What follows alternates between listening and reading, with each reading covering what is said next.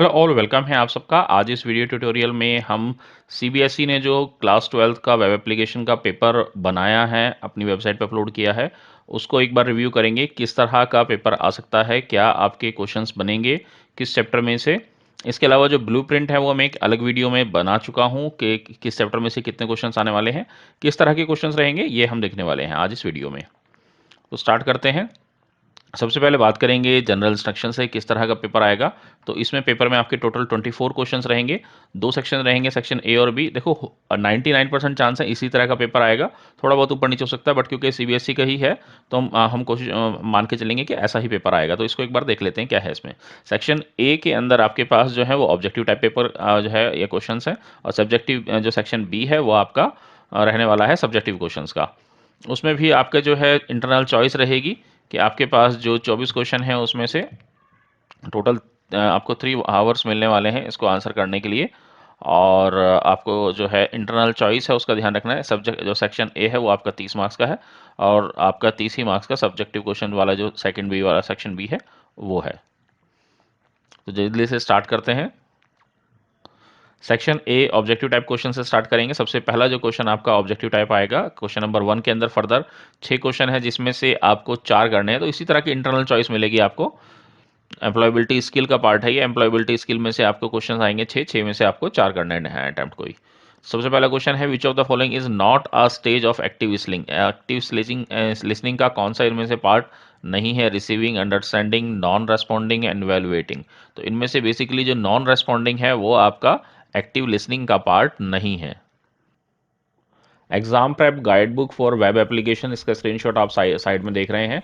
ये बुक मैंने बनाई है आप लोगों के लिए, जिसमें सारे जो क्वेश्चंस हैं आपके एनसीईआरटी का सोल्यूशन और आपके सैम्पल पेपर्स और आपके chapter wise previous year questions मैंने इसके अंदर बहुत अच्छे से लगाए हैं टॉपिक वाइज। जावास्क्रिप्ट में आपको बहुत हेल्प मिलेगी, इसमें मैंने सारे नोट्स अच्छे से लगाए हैं सभी चैप्टर्स के। तो आप इस बुक को रेफर कर सकते हैं। इसका लिंक मैं जो है डिस्क्रिप्शन दे दूंगा, अमेजन पर जाकर आप इसको बाय कर सकते हैं। इसके अलावा भी कहीं भी आपका कोई भी डाउट है तो वो आप मुझसे पूछ सकते हैं। नेक्स्ट क्वेश्चन है, Rishita is feeling extremely nervous and worried because she believes that other peoples do not like her and or trying to harm her. उसको ऐसा लगता है कि सब वो नर्वस फील करती है, परेशान रहती है, उसको लगता है कि लोग उसको परेशान कर रहे हैं और नुकसान पहुंचा सकते हैं। तो उसको किस तरह का पर्सनैलिटी डिसऑर्डर है? इसमें 4 आपके पास ऑप्शन दिए हुए हैं। एंटी सोशल, पैरानॉइड, हिस्ट्रियोनिक और नार्सिसिस्ट। ये बुक में आपका दिया हुआ है सारे पर्सनैलिटी डिसऑर्डर। इसमें से ये पैरानॉइड का जो ऑप्शन है that is the correct one. एक क्वेश्चन कई बार आ चुका है। नेक्स्ट है, I enjoy singing and practice sing is it as it gives me a lot of pleasure, it also work as an stress buster. The sentence given above is an example. आपका किस चीज़ का example है ये? Interesting motivation का, एक्सटेंसिंग का, external का और lack of motivation का। हाँ, हम जो भी काम करते हैं उसको इंजॉय करते हैं, तो ये बेसिकली कहीं बाहर से नहीं मिली है, तो ये हमारा इंट्रिंसिक यानी एक तरह से इंटरनल मोटिवेशन है। जो कि हम अच्छा कोई काम करते हैं उसमें हमें पॉजिटिवनेस मिलती है और अच्छा काम करने की, तो ये हमारी इंटरनल या इंट्रिंसिक मोटिवेशन कहलाती है। What is the default alignment of a numbers in a cell? जब हम नंबर्स किसी सेल में लिखते हैं स्प्रेडशीट सॉफ्टवेयर में, तो बाय डिफॉल्ट वो आपके जो है राइट अलाइन यानी सेल के राइट साइड में आते हैं। ecosystem is the community of living and non-living being existing together and interacting with and supporting each other। ecosystem बोलते हैं बेसिकली यहाँ पर क्वेश्चन में मिसप्रिंटिंग है। यहाँ पर इकोसिस्टम पहले ही दे दिया, और यहाँ पर इसकी जगह डैश आना था बेसिकली। तो सीबीएसई या टाइप इस चीज़ को टाइपिंग मिस्टेक बोलते हैं बेसिकली, कर हो सकती है। नेक्स्ट क्वेश्चन है, the ability to continue to do something even when it is difficult is called. यानी कि हमारी मतलब कुछ काम को करने की एपेबिलिटी, वो जो है हमारी परसर्वनेस कहलाती है। नेक्स्ट क्वेश्चन हमारे जो मेन सब्जेक्ट बुक है उसमें से हैं। तो इसमें मैं आपको ये भी बता चलूँगा कि कौन से क्वेश्चन ज़्यादा इंपॉर्टेंट हैं। एम्प्लॉयबिलिटी स्किल में से तो कहीं से भी कुछ भी आ जाता है, बट हाँ, मैं आपको इसमें से आइडिया दे सकता हूँ कि किस तरह कौन सी तरह के क्वेश्चन जो हैं वो आपके ज़्यादा चांसेस हैं कि उस टॉपिक में से या उसके आसपास के टॉपिक में से आते ही आते हैं। यहाँ पर हमारे पास फर्स्ट चैप्टर में से एक क्वेश्चन है पहले। इसमें भी आपको इंटरनल चॉइस मिलेगी। 7 क्वेश्चन में से कोई 5 क्वेश्चन आपने करने हैं, एमसीक्यूज ही हैं basically. Dash is a free video editor design for simple cutting filtering and encoding task. इनमें से कौन सा सॉफ्टवेयर है जो आपका फ्री है और वीडियो एडिटर है? तो बेसिकली ये आपका एविड मक्स है। ये इसमें एक चीज़ का ध्यान रखिएगा, ये लाइन बाय लाइन आपको थोड़े से रटने पड़ेंगे क्योंकि सभी के अंदर अब मोस्ट ऑलमोस्ट सेम से फीचर हैं। तो अगर आप इनको लास्ट में भी करेंगे इस टॉपिक को तो भी चलेगा, क्योंकि पहले आप कंसेप्ट क्लियर वाले क्वेश्चन करिएगा। बाद में मैं आपको जो है रिकमेंड करूँगा कि आप इसको बाद में देखें या रटें, क्योंकि इसमें ऐसा कुछ समझने वाला नहीं है। सभी वीडियो एडिटर जो है वो ऑलमोस्ट एक जैसे ही काम करते हैं। तो एक एक दो दो लाइन की डिस्क्रिप्शन या नोट्स हैं इसके, जिनको आप रेफर कर सकते हैं इनको याद करने के लिए। Identify the correct sequence of steps to split a movie. देखिए ये बहुत इजी सा क्वेश्चन है, इसमें आपको स्टेप्स करेक्ट करने हैं, यानी कि यहाँ पर आपके पास जो है मूवी एडिटिंग से रिलेटेड कुछ स्टेप्स दिए हुए हैं कि किस तरीके से आप अपनी मूवी को जो है एडिट करेंगे। तो उसमें आपके सबसे पहले आप लोड करते हैं। तो अगर आपके पास यहाँ देखिए under the preview monitor click the split button, split के लिए बताया हुआ है। व्हेन द क्लिप रीचेज, एक एक बार ये सारे पॉइंट पढ़ लेंगे। Click pause under the preview monitor, click play button in the content pane on the storyboard, click the video audio clip that need to be split under the preview monitor, use the playback control to find the point where we want to split the clip। यानी कि सबसे पहले हम क्या करेंगे, सबसे पहले हम कंटेंट पेन में जाकर स्टोरीबोर्ड टाइमलाइन के अंदर वीडियो को प्ले करेंगे, उस पर क्लिक करेंगे जिसको हमें हमें जो है स्प्लिट करना है। तो हम उससे पहचानेंगे कि हमारा सबसे पहला टास्क क्या होगा। तो यहाँ से हम देखेंगे, हमने देखा कि जो कंटेंट पेन में जाके स्टोरी बोर्ड टाइमलाइन वाला व्यू है, वहाँ से हम वीडियो पर क्लिक करेंगे जो हमें स्प्लिट करनी है। तो देखो सबसे पहला स्टेप 4 किस में आ रहा है, यहाँ पे ए बी सी और डी, इसमें से सी पे आ रहा है। तो अब हम मैच करते चले जाएंगे हमारे स्टेप्स जो हैं वो सही है या नहीं है। हमें लग रहा है फोर्थ जो है वो पहले आएगा, फिर उसके बाद 3 है, फिर उसके यानी कि जब हम इसको हमारी टाइमलाइन में या स्टोरी बोर्ड पर हम उस वीडियो को क्लिक कर देंगे। उसके बाद क्या है, enter the preview monitor play करेंगे, वीडियो को प्ले करेंगे, ठीक है। उसके बाद क्या करेंगे, when the clip reaches point near the place, हम उस पर पॉज कर देंगे, ये भी ठीक है। फिर उसके बाद हम जो है under preview monitor use playback control का यूज़ करेंगे वेयर वी वांट टू, यानी आगे पीछे करेंगे की ज़रूरत लगेगी हमें थोड़ा बहुत। और लास्ट में ऑप्शन जो है हम स्प्लिट पर के बटन पर क्लिक कर देंगे। तो इसका सही आंसर जो है वो सी है। तो थोड़ा सा लॉजिकल है, अगर सोचेंगे कोई ज़्यादा मुश्किल नहीं है ये। एक चीज़ और, ये वीडियो थोड़ी सी लेंथी हो सकती है, अगर आपको लग रहा है आप बोरिंग फील कर रहे हैं थोड़ा सा, तो इसको आप 1.25 स्पीड पर चलाकर देख सकते हैं। नेक्स्ट क्वेश्चन है, virtual dub is a video capturing processing utility for dash Windows platform. तो यहाँ पर ये 32 और 64 बिट दोनों के लिए काम करता है वर्चुअल डब जो है आपका, तो बी ऑप्शन करेक्ट है। इसी तरीके से dash can create 2D and 3D special effect and can work in 2 modes. थोड़ी थोड़ी चीज़ें जैसे दो दो मोड में कौन सा काम कर सकता है, तो ये आप नोट्स बनाएंगे तो आपको उससे थोड़ा सा आइडिया हो जाएगा। वैक्स के बारे में यहाँ पर कहा गया है, तो सी आंसर जो है वो करेक्ट है। तो इसके आप नोट्स बना लीजिएगा। अब मैंने भी अपनी बुक में भी नोट्स दिए हुए हैं, इससे पहले जो पुरानी वीडियोज़ मैंने बनाई हुई हैं उनमें भी, जिसमें आप एक रिविज़न वीडियो है उसके इस चैप्टर की, उसमें मैंने इसके नोट्स दिए हुए हैं, तो आप वो भी रेफर कर सकते हैं। Which pane in Windows Movie Maker displays the folder containing clip. इनमें से आपके पास कौन सी पेन में हमें जो है क्लिप्स दिखाई देती हैं, तो कलेक्शन पेन में दिखती हैं हमें बेसिकली।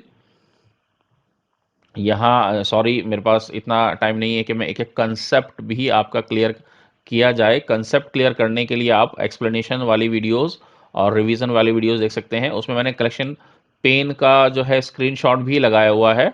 तो आप वहाँ से देख के समझ सकते हैं कि हाँ कलेक्शन पेन के अंदर ही आपके सारी वीडियो क्लिप्स वगैरह दिखती हैं, वो कैसे दिखती है आप वहाँ उसको रेफ़र कर सकते हैं।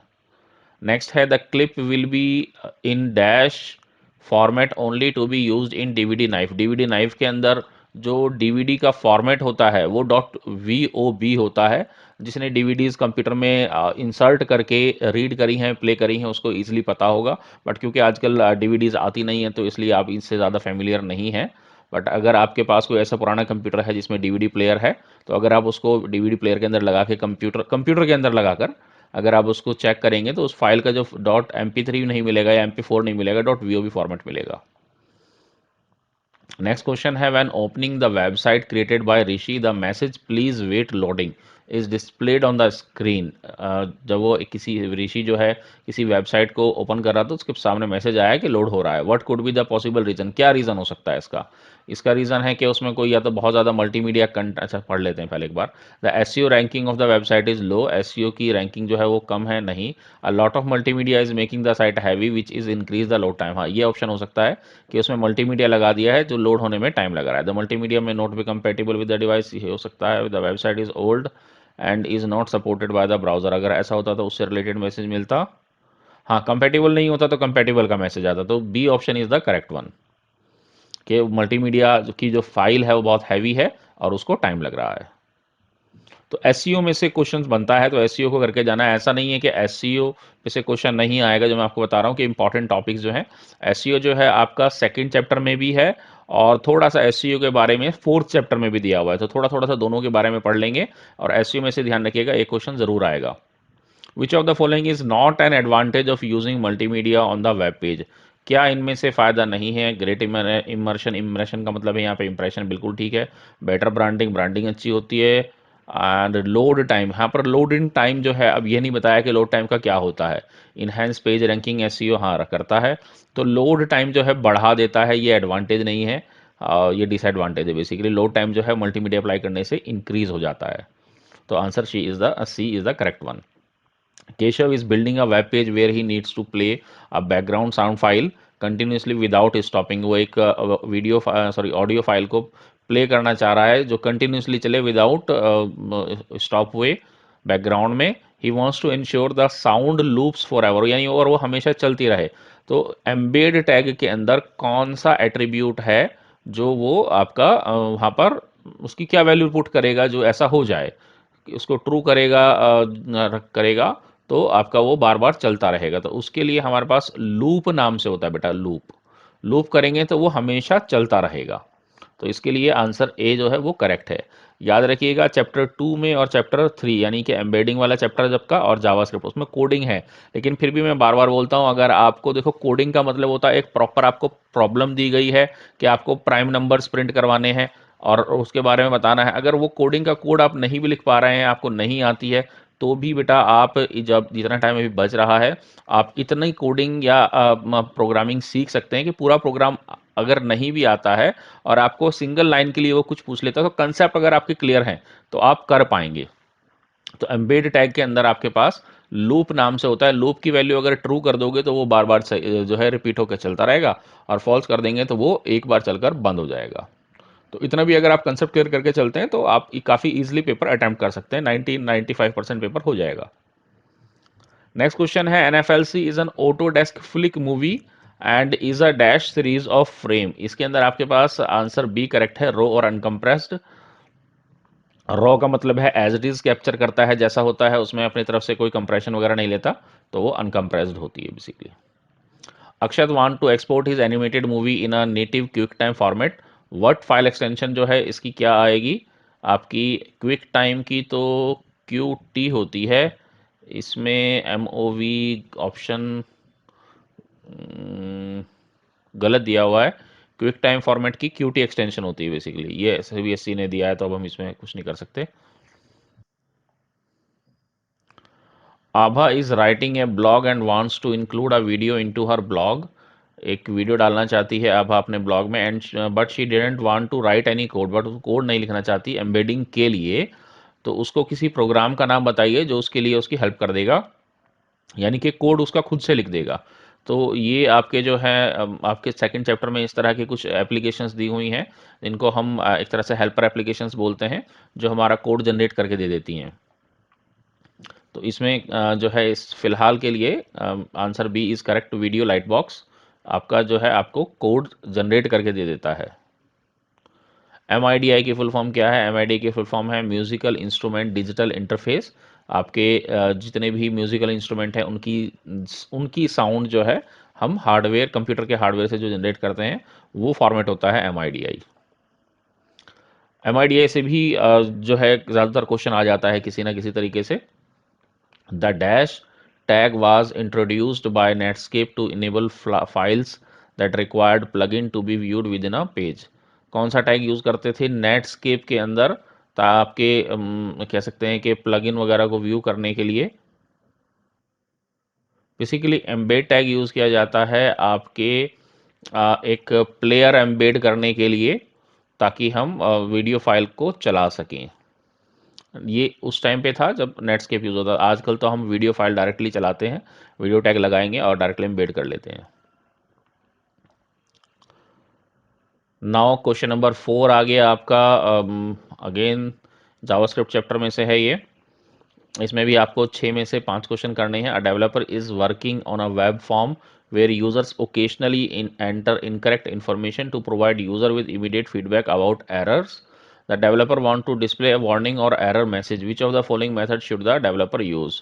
तो वार्निंग के लिए वो कौन सा जो अलर्ट समझ लीजिए मैसेज बॉक्स है वो यूज़ करेगा। तो वार्निंग के लिए हम अलर्ट बॉक्स का यूज़ करते हैं बेसिकली। अगर कुछ इनपुट लेना होता है तो उसके लिए प्रॉम्प्ट बॉक्स होता है। Next dash is inbuilt function return N arbitrary value between 0 and 1। अब यहाँ पर देखो बहुत सिंपल सा है, ये आपको पता होना चाहिए कि 0 और 1 के बीच में कोई आर्बिट्ररी या रैंडम नंबर जनरेट करना है तो उसके लिए कौन सा मेथड यूज़ होता है। मैथ डॉट रैंडम यूज़ होता है। इसने खाली रैंडम लिखा हुआ है, ठीक है, सी आंसर करेक्ट है। तो मैं कह रहा हूँ आपको बार बार कि ज़रूरी नहीं है कि आप पूरा का पूरा प्रोग्रामिंग ही आपको आएगी तभी आप पेपर कर पाओगे, नहीं। आपके अगर बेसिक कंसेप्ट क्लियर हैं तो भी आपके जो है क्वेश्चंस इस तरह के काफ़ी सारे आते हैं जिसमें आप पेपर अटेम्प्ट कर सकते हैं। तो पहले अपने जो भी कोडिंग के छोटे छोटे पार्ट्स हैं, जो कंसेप्ट हैं, उनको क्लियर करके चलिए। फिर उसके बाद आप जो प्रीवियस ईयर क्वेश्चंस और सैम्पल पेपर हैं उनको कर लीजिए, पेपर हो जाएगा, कोई मुश्किल पेपर नहीं आता है बेटा। नेक्स्ट है how many times will the loop will run, कितनी बार ये लूप चलेगा। इसमें यहाँ पर देखिए ध्यान से, for where i equals to zero, zero से चलेगा। कब तक चलेगा, i is less than equals to 5, जब आई की वैल्यू 5 या 5 से छोटी है या 5 के बराबर है तब तक चलेगा आई प्लस प्लस। यहाँ पर अब 0 से 5 तक तो यूजुअली क्या लगेगा आपको कि 5 टाइम चलना चाहिए, नहीं, ये चलेगा 6 टाइम। क्यों चलेगा, क्योंकि ये 0 पर ट्रू है, एक बार चलेगा, फिर 1 हो जाएगी इंक्रीज होकर, फिर चलेगा, फिर 2 पर चलेगा, 3 पर, 4 पर और 5 पर भी चलेगा। क्योंकि 5 इज इक्वल्स टू 5 जो है आपका कंडीशन ट्रू है। बट जब आपकी वैल्यू इसकी इंक्रीज होकर 6 हो जाएगी तब ये लूप ब्रेक हो जाएगा।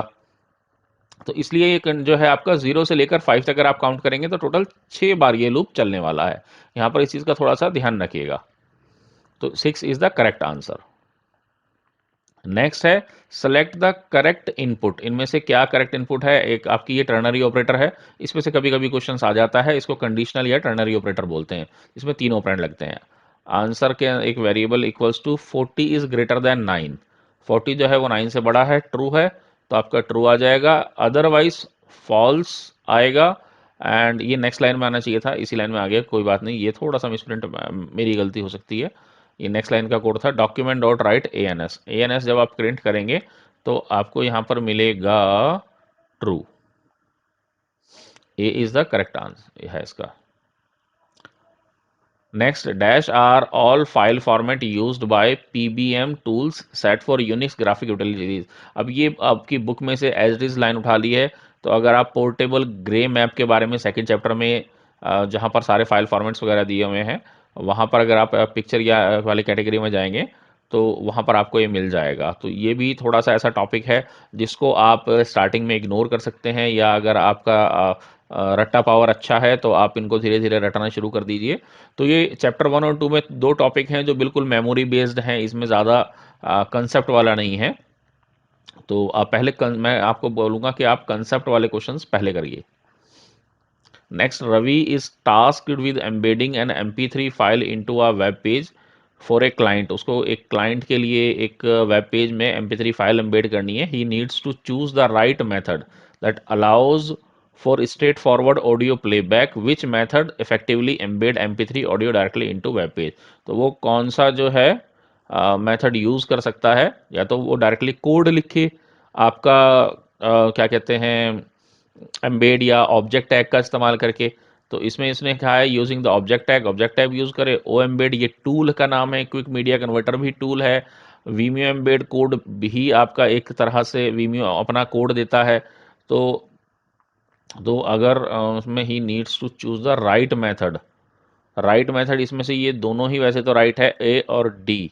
तो इसमें उसने डायरेक्टली आप ही को कोड लिखना है तो यूजिंग द ऑब्जेक्ट टैग, बाकी Vimeo code, embed code Vimeo देता है तो वो भी आप यूज़ कर सकते हैं, बट अगर आपको खुद ही लिखना है तो A is the correct answer using the object और एम्बेड टैग। जो भी इसमें ऑब्जेक्ट दे रखा है तो ऑब्जेक्ट करेक्ट है। नेक्स्ट आपके पास क्वेश्चन है that given a string object name pay having value as 45,000 stored in it. एक ऑब्जेक्ट है जिसका नाम पे है, जिसके अंदर 45,000 है। Obtain the output of the following. क्या आउटपुट आएगा? Document dot write 5 double quotes में है plus parse int pay plus 50। यहाँ पर ध्यान दीजिएगा, ये जो 5 है ये आपका डबल कोट्स में होने की वजह से स्ट्रिंग है, तो ये वाला जो स्ट्रिंग है ये इस प्लस के साथ कॉनकैट होगा। कॉनकैट का मतलब होता है हम इसको किस तरह से कहें, मैथमेटिकल एडिशन नहीं होगा, बट ये उसमें जाके कह सकते हैं स्टार्टिंग में जुड़ जाएगा, एक तरह से सिर्फ नज़र आएगा। तो पहले 5 प्रिंट होगा, उसके बाद पार्स इंट पे, पे के अंदर जो वैल्यू है 45,000, ये 45,000 जो है इसको वो इंटीजर में कन्वर्ट करेगा एंड देन उसमें 50 जमा करेगा। तो 45,000 जमा 50 ये प्लस हो जाएंगे। ये जो दोनों हैं इनके बीच में, क्योंकि ये इंटीजर है और ये भी आपका नंबर है, तो ये नंबर और नंबर प्लस होके 45,000 प्लस 50 हो जाएगा 45,050। तो 45,050 जो है ये आपका प्रिंट होगा, और इससे पहले ये वाला 5 बगैर समझिए कि मैथमेटिकल प्लस हुए ये डायरेक्टली ऐसे ऐसे के ऐसे प्रिंट हो जाएगा। दोस्तों का जो सही आंसर है वो ए है। देखो ये 5 एज इट इज आ गया और उसके बाद 45,050 जो है वो प्लस होकर आ गया। तो ये कंसेप्ट आपको थोड़े थोड़े कोडिंग के अगर आते हैं तो अब आप इजीली इस तरह के कर सकते हो। ये आपका इसमें पार्सेंट भी आ गया, इसमें आपका जो है स्ट्रिंग का कॉन्केटेनेशन भी आ गया। नेक्स्ट है what will be the output of the following code if the value of option is 1। Option की वैल्यू अगर 1 है तो इसका क्या कोड आएगा? Where option percent enter the number. अगर यूज़र इसे एक नंबर एंटर करवाया, अगर यूज़र ने उसमें 1 एंटर किया है तो स्विच ऑप्शन, स्विच के अंदर है और केस 1 आ गया इसमें। तो इसमें केस 1 में अलर्ट कहा है जावा प्रोग्रामिंग। अच्छा, इसमें एक चीज़ ये देखिए, केस 1 के बाद ब्रेक नहीं लगाया है, तो इसमें जावा प्रोग्रामिंग केस 1 ट्रू होगा, देन उसके बाद सी प्लस प्लस प्रोग्रामिंग है, तो वहाँ पर ब्रेक लगा है। तो इसमें बेसिकली जो करेक्ट आउटपुट आएगा वो आपका सी प्लस प्लस प्रोग्रामिंग के बाद जो ब्रेक दिया हुआ है वो आपका अलर्ट मैसेज में आएगा वहाँ, क्योंकि उसके उस स्टेटमेंट के बाद आपने ठीक से, क्योंकि ब्रेक देना इसमें कंपलसरी है। यहाँ ब्रेक नहीं देंगे तो नहीं चलेगा, और दूसरी प्रोग्रामिंग में अलग तरीके से काम करता है, बट यहाँ पर ये ब्रेक जहाँ पर है ये उसी ही को करेक्ट मानकर उसी को एज अ आउटपुट देगा आपका। नेक्स्ट है identify the type of operator. Operator पे से एक क्वेश्चन ज़रूर आता है, तो इसमें ये बताया कि कौन कौन से, जैसे ये हैं आपके ये मल्टीप्लाई है, डिवाइड है, प्लस है, तो ये अर्थमेटिक हैं। ठीक है, ये सारे अर्थमेटिक दे रखा है। नेक्स्ट जो है आपके ये जो दे रखे हैं ये आपके राइट शिफ्ट, और ये भी राइट शिफ्ट ही है, तो ये भी आपके ये हो गया बिटवाइज ऑपरेटर। तो ये आपका जो सी ऑप्शन है, देखो पहला अर्थमेटिक दूसरा बिटवाइज, ये जो हो गए ये आपके कंपैरिजन ऑपरेटर्स हो गए। तो ये आपका सी ऑप्शन जो है वो करेक्ट है। Dash is a example of an exit control loop. Exit control कौन सा होता है? दो लूप हैं, एंट्री कंट्रोल और एग्जिट कंट्रोल। एंट्री कंट्रोल होता है वाइल के अंदर, और एग्जिट कंट्रोल जो होता है वो होता है आपका डू वाइल के अंदर। डू वाइल के अंदर पहले एंट्री होती है, बाद में एग्जिट के टाइम पे कंडीशन चेक होती है। तो ये चीज़ एक लाइन का है, आपको ये कंसेप्ट याद होना चाहिए कि जो डू वाइल लूप है वो एग्जिट कंट्रोल है, और जो वाइल लूप है और फोर लूप है ये एंट्री कंट्रोल है। एंट्री के टाइम पे ही कंडीशन चेक होती है, कंडीशन ट्रू होगी तो लूप चलेगा, अदरवाइज नहीं चलेगा। जबकि डू वाइल लूप एक बार जरूर चलता है, चाहे कंडीशन ट्रू हो चाहे फॉल्स हो।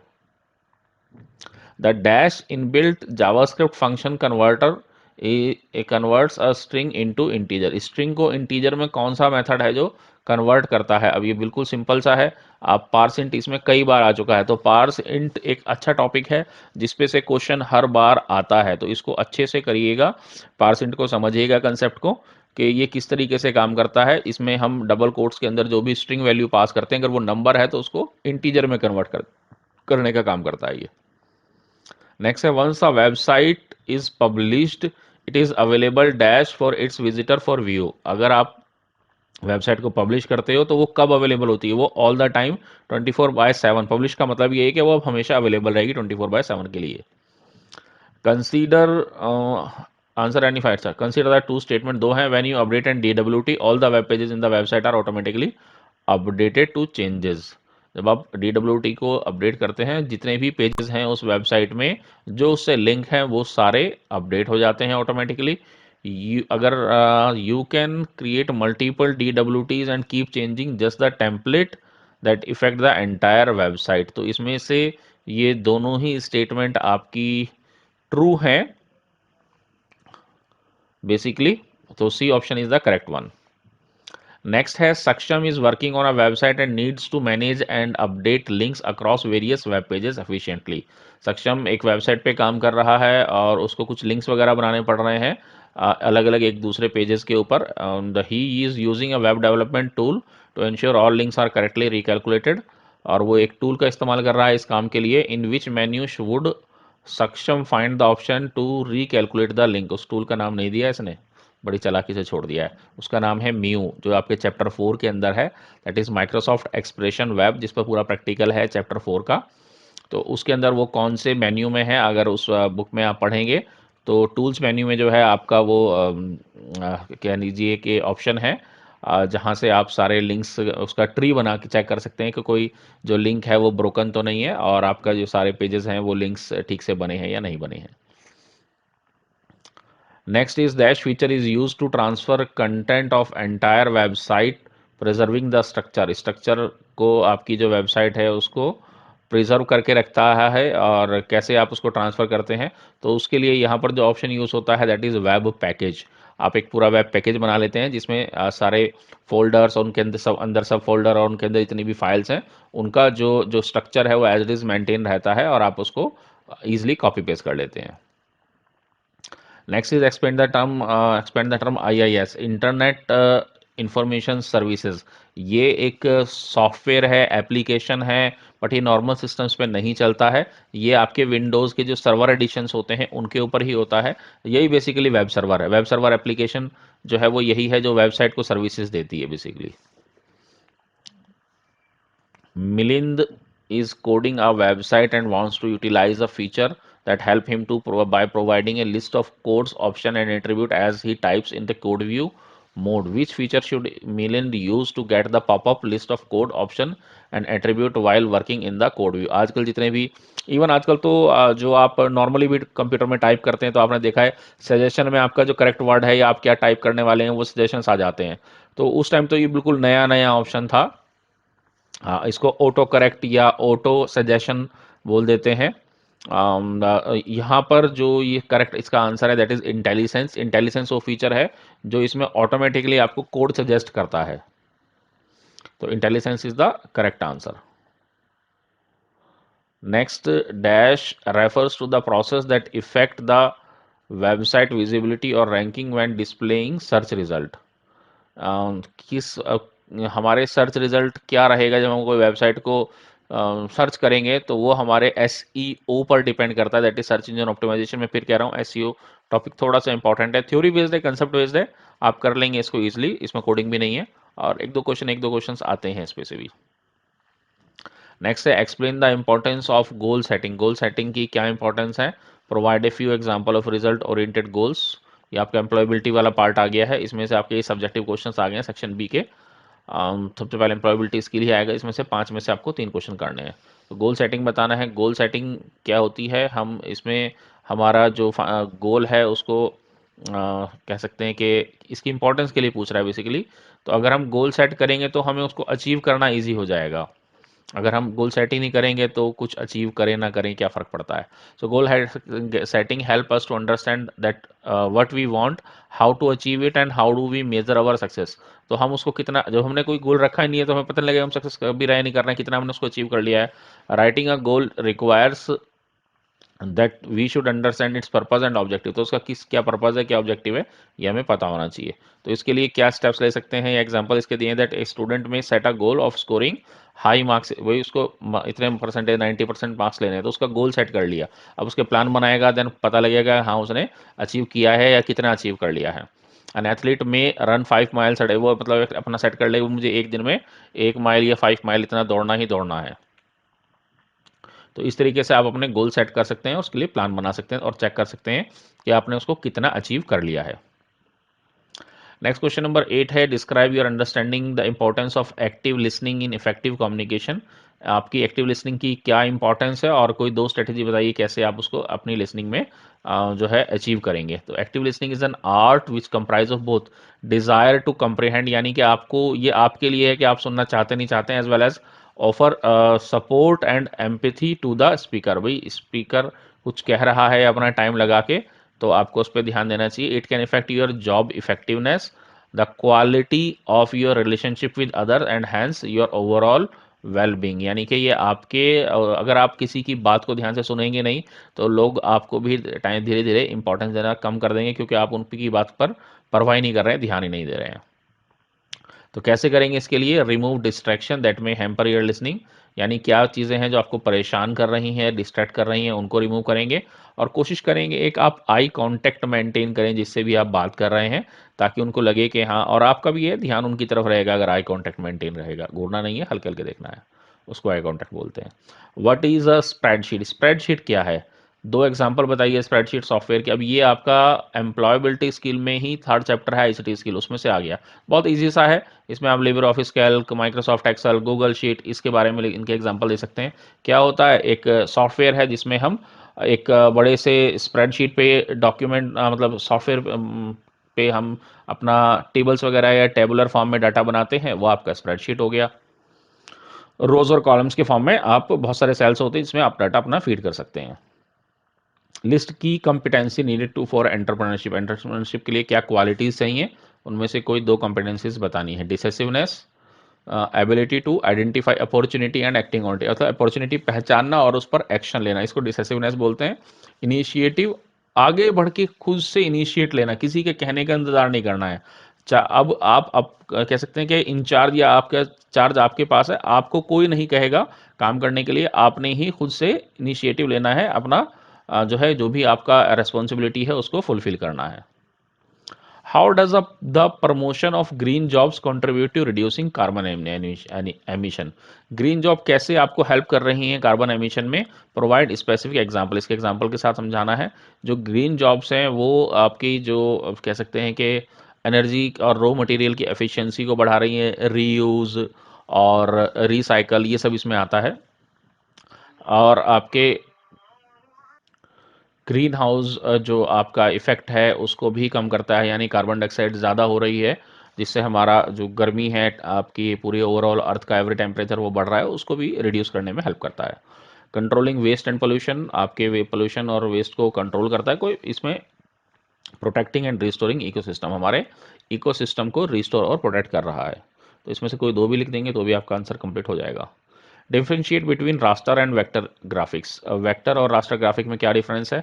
जो आपका रास्टर इमेज है ये पिक्सल से बना होता है, ये यूजुअली हम कैप्चर करते हैं कैमरा से, चाहे फोटो क्लिक करें चाहे वीडियो, और या हम पेंट प्रोग्राम में बनाते हैं। तो ये आपका ये स्कैनर से स्कैन करते हैं, ये आपकी रास्टर इमेजेस होती हैं, इनके पिक्सल्स होते हैं, यानी कि अगर आप इनको जूम करेंगे तो पिक्सलेट होंगे।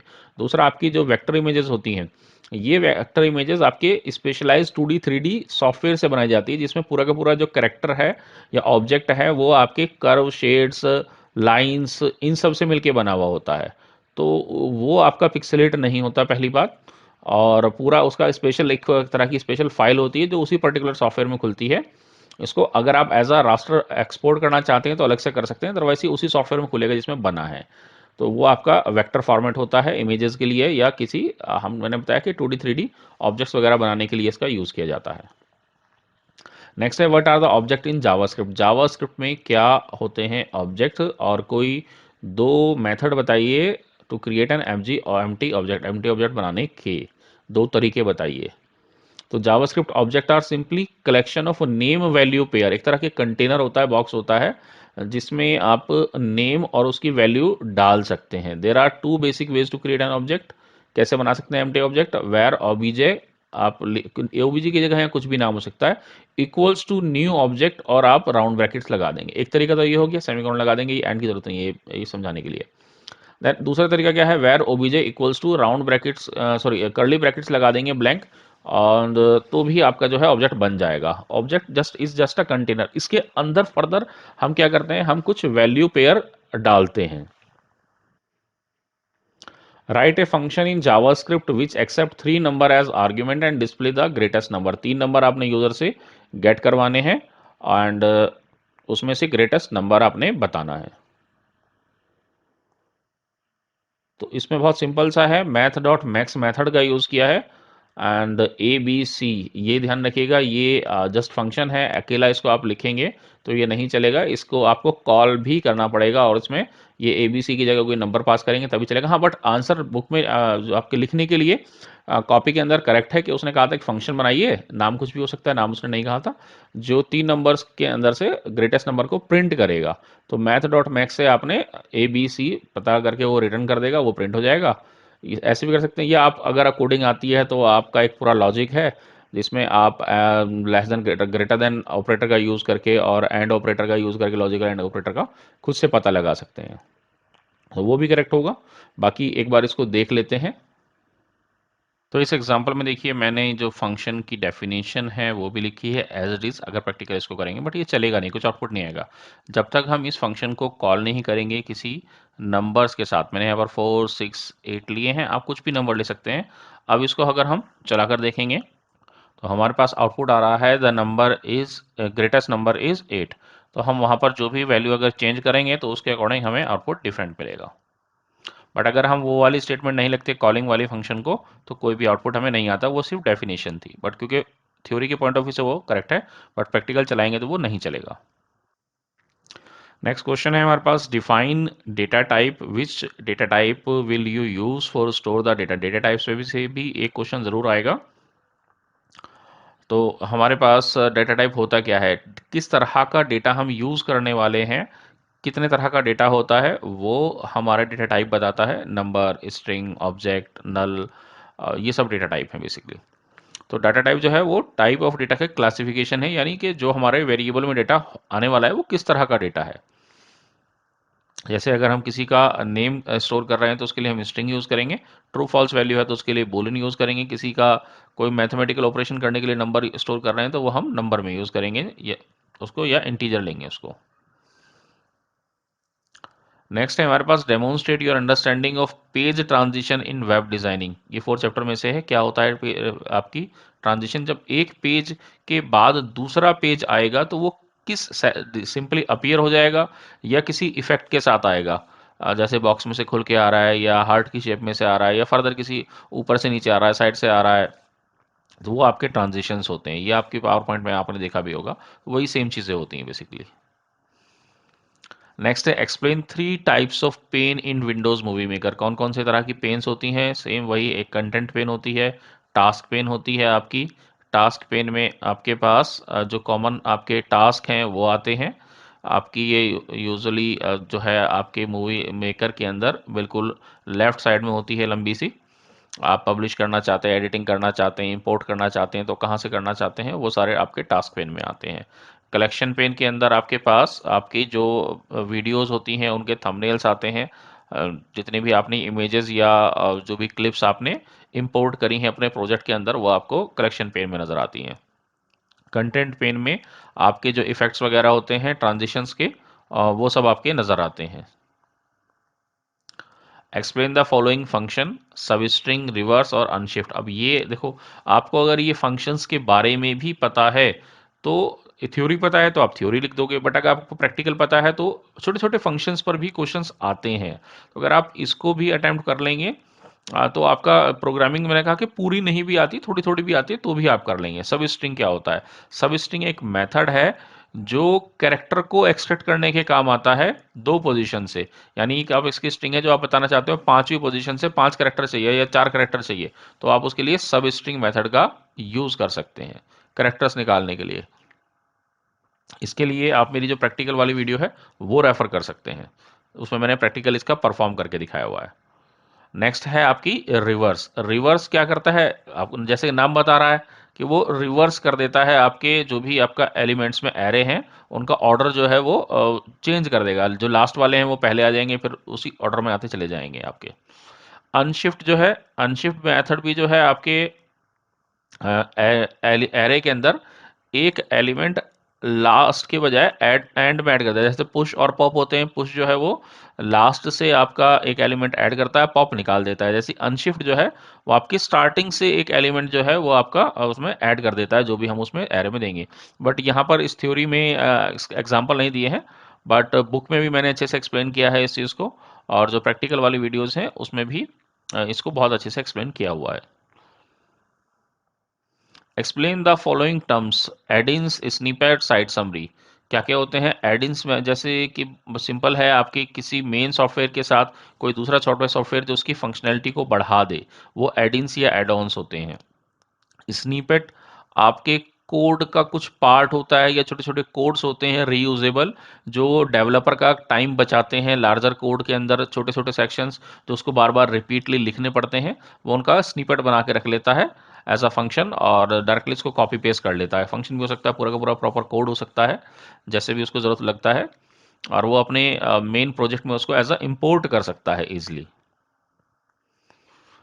नेक्स्ट अगर हम बात करें साइट समरी की, तो साइट समरी के अंदर हमारे पास साइट में ने कितना स्पेस लिया हुआ है किस पेज ने, एंड उसको आपका कितना साइज क्या है उसका, वो मेमोरी में कितनी जगह लेने वाला है सर्वर पर, ये सब चीज़ें आपकी साइट समरी में नज़र आती हैं।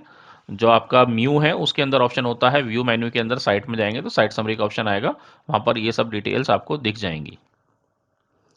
Explain the role of DWT in web development. Web development DWT का क्या रोल है? How do they facilitate collaboration when multiple developers are working on same website. अगर बहुत सारे डेवलपर एक साथ काम कर रहे हैं तो उसका क्या रोल होता है? Highlight the two key features of DWT, describe how these features contribute to efficient website management. कैसे आपका वो एफिशिएंटली आपको वेबसाइट मैनेज करने में हेल्प करता है। डायनामिक वेब टेम्पलेट, जैसे मैंने बताया नाम से ही पता है, ये आपका एक ऑप्शन है जिसमें हम टेम्पलेट को अलग से बना के हमारी वेबसाइट के कोडिंग में हम इसको कनेक्ट कर सकते हैं। अगर हमें कोई भी चेंज हमारी मेन वेबसाइट में करना है तो वो हम अलग अलग पेजेस में ना जाके वो जिस DWT से वो कनेक्टेड टेम्पलेट से उसमें चेंज करेंगे, तो जितने भी उससे कनेक्टेड लिंक्ड आपके पेजेस हैं वो अपने आप अपडेट हो जाते हैं। कहते हैं हमारी वेबसाइट के अंदर कुछ कॉमन चीज़ें होती हैं, जैसे उसका लोगो हो गया, कॉपीराइट का हो गया, ऑर्गेनाइजेशन की डिटेल हो गई, नेविगेशन मेन्यूज़ हो गए, जो हर पेज में फिक्स होते हैं, एक एक लोकेशन और उनका कंटेंट जो है फिक्स होता है। तो ऐसी चीज़ों को हम एक डायनेमिक वेब टेम्पलेट के अंदर बनाकर रख लेते हैं, और अगर उनको हम उसकी मतलब पोजीशन वगैरह, डिज़ाइन वगैरह, उनका कलर वगैरह, ये सब हम DWT में बनाकर पहले से फिक्स कर लेते हैं और उन्हें अपनी वेबसाइट में यूज़ कर लेते हैं। तो template help us organise entire website to have consistent look and feel. एक जैसी लुक आए सारे पेजेस के अंदर, मतलब एक बेसिक स्ट्रक्चर हो जो सब सब जगह सेमन हो, सॉरी कॉमन हो, तो उसमें हमारी हेल्प करता है। Now comes to the next part कि वो कैसे हेल्प करता है, फीचर्स क्या क्या हैं उसके। When we update DWT, all the web pages in website are automatically updated to changes. DWT की अगर फीचर्स की बात करें तो जब हम अपडेट करते हैं DWT को, तो उससे जितने भी पेजेस कनेक्टेड हैं वो सारे के सारे एक साथ अपडेट हो जाते हैं। when we create multiple DWT and keep changing just the template that affect the entire website। तो हम सिर्फ जिस अगर मल्टीपल बनाई हैं तो जिस DWT में चेंजेस करेंगे तो उससे जितने भी कनेक्टेड दूसरे पेजेस हैं सिर्फ वही आपके जो हैं चेंज होंगे, बाकी सब सेम, मतलब उसमें कोई इफेक्ट नहीं पड़ेगा। when we can allow only specific portion of the pages to be edited instead of the whole web pages, यानी कि हम स्पेसिफिक पोर्शन को भी बता सकते हैं कि यही हमें एडिट करना है, तो वही आपका एडिट होगा। अगर मल्टीपल यूजर्स काम कर रहे हैं तो उस केस में भी आपका ये हेल्प करती है, जिससे मिस्टेक के चांस नहीं होते कि मल्टीपल यूजर्स को हमें बता दें कि वो इतने पोर्शन पर ही चेंजेस या एडिटिंग कर सकते हैं। नेक्स्ट क्वेश्चन है, Anuj is new to website development and wants to learn more about adding multimedia element to his web pages. वो अपने वेबसाइट बना रहा है या सीख रहा है, और उसको मल्टीमीडिया एलिमेंट ऐड करने हैं। Help him answering the following question. उसको कुछ क्वेश्चन हैं उसके, क्या है वो? List two format that are most suitable for embedding audio files.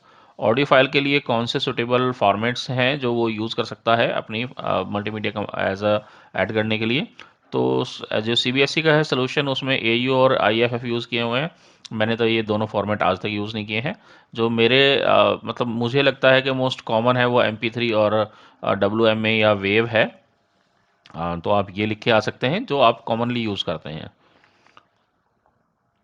इसी तरीके से which tags are used for adding flash files to a web page.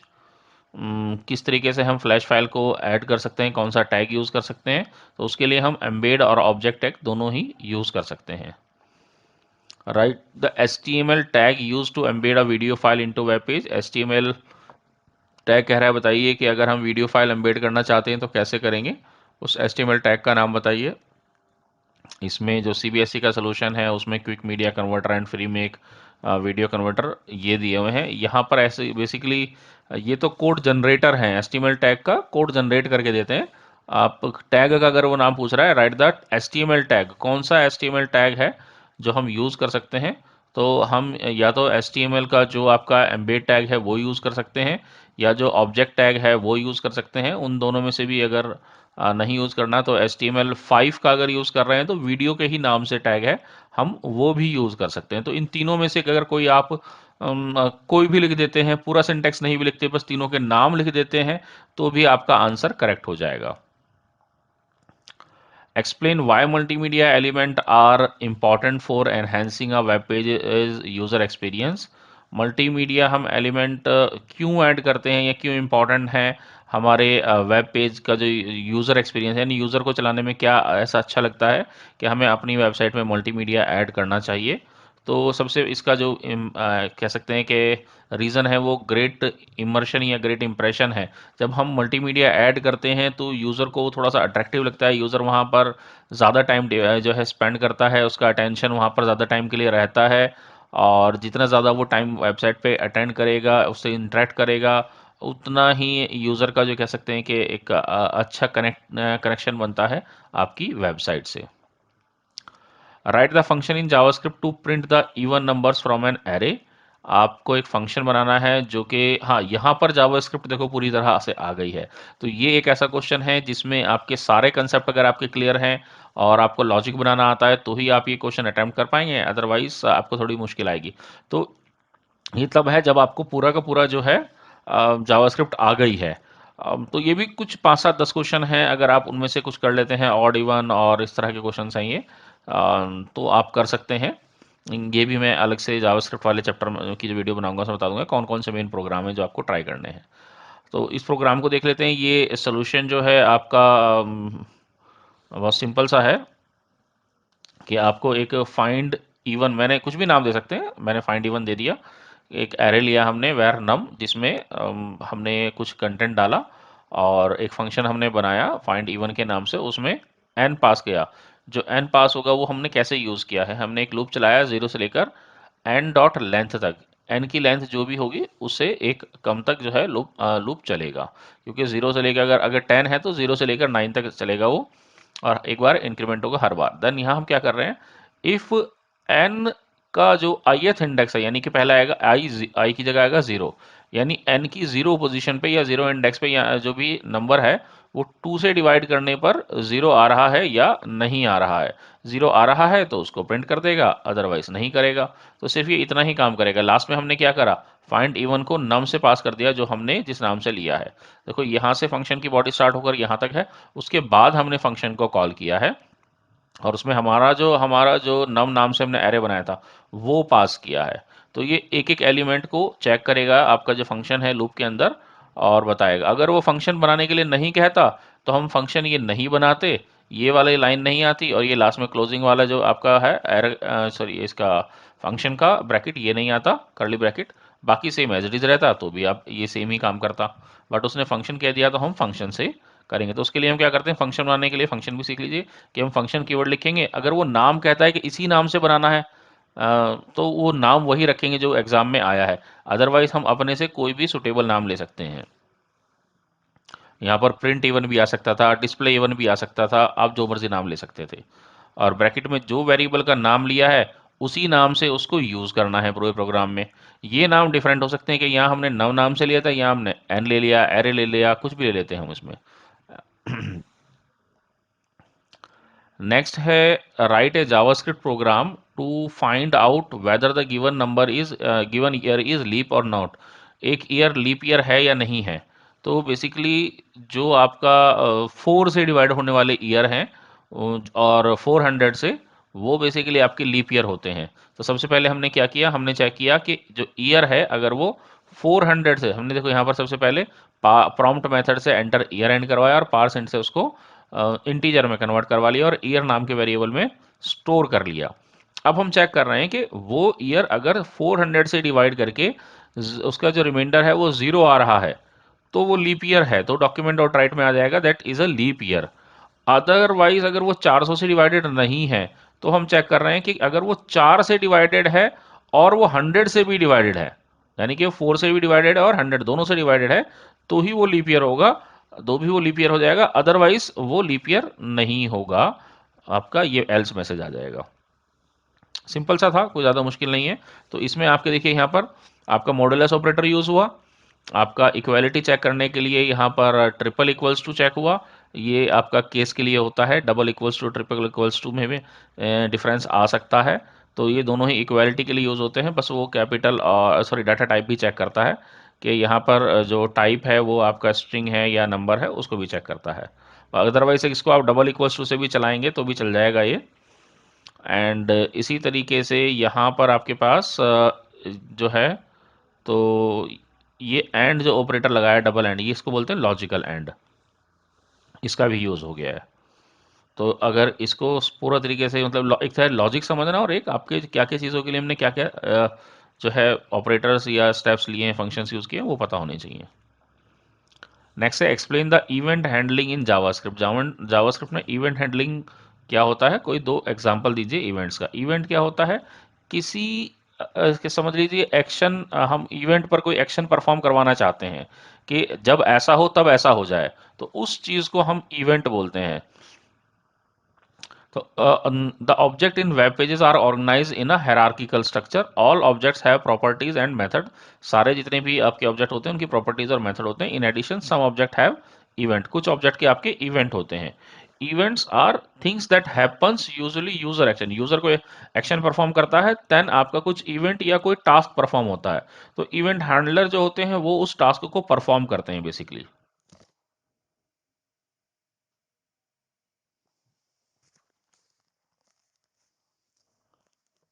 ये भी होना ही था, चलो।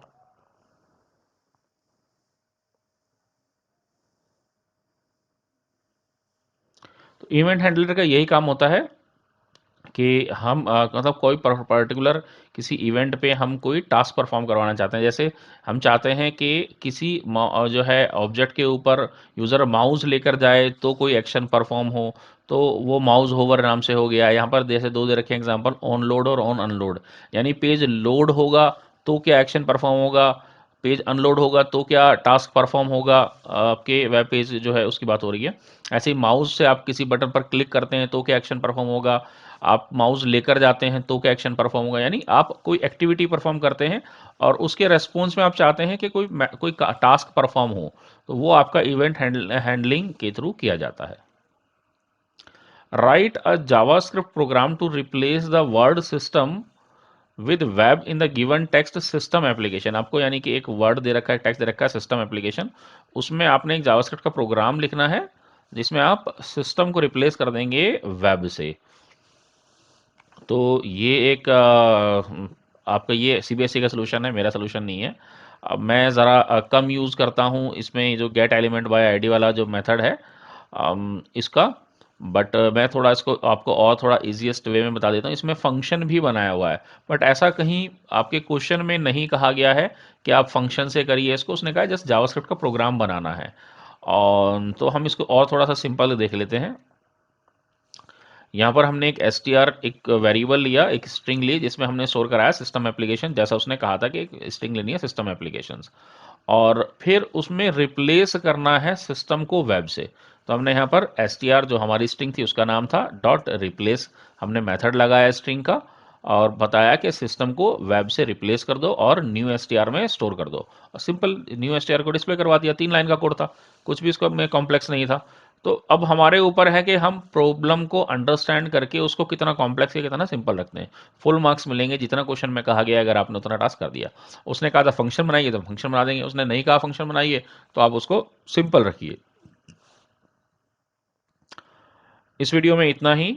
आपका कहीं भी कोई भी डाउट है किसी भी टॉपिक का, वो आप मुझसे पूछ सकते हैं एंड कमेंट के अंदर पूछिए। मैं नेक्स्ट वीडियोस में कोशिश करूंगा उसको आपको रिमूव कर जो है अब जो भी आपका डाउट है उसको क्लियर करने के लिए।